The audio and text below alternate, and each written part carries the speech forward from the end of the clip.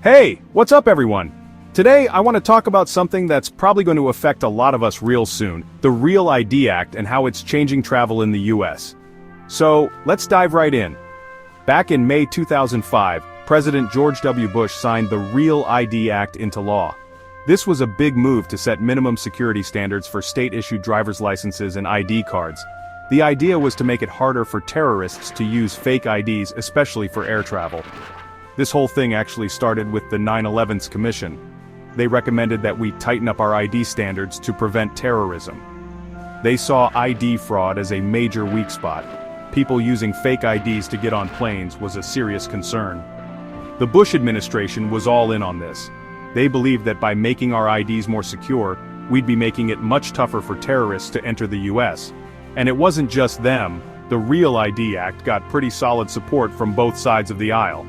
In the House of Representatives it passed with a vote of 368 to 58, and in the Senate, it went through unanimously. But here's the thing. Even though it was signed into law way back in 2005, the implementation has been a bit of a roller coaster. There were a lot of delays. Some states pushed back against it, and the COVID-19 pandemic threw a wrench in the works too. Fast forward to the Trump administration and they started pushing hard to get this thing enforced. Their argument? It's about closing security gaps. They didn't want people here illegally using non-compliant IDs to fly domestically. The only exception they made was for those self-deporting on international flights. Now here we are in April 2025, and the REAL-ID enforcement is set to kick in on May 7th, 2025. The Department of Homeland Security says that about 81% of air travelers already have REAL-ID compliant IDs or other acceptable identification. So if you're planning to fly, you might want to check if your ID is up to date. Not everyone is thrilled about this though.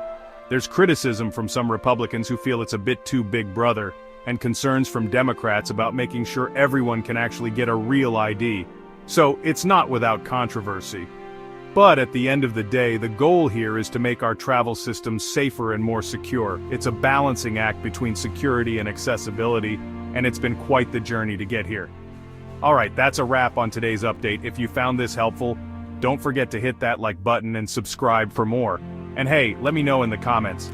Do you have your real ID yet? How do you feel about this new requirement? Thanks for watching, and I'll catch you in the next video.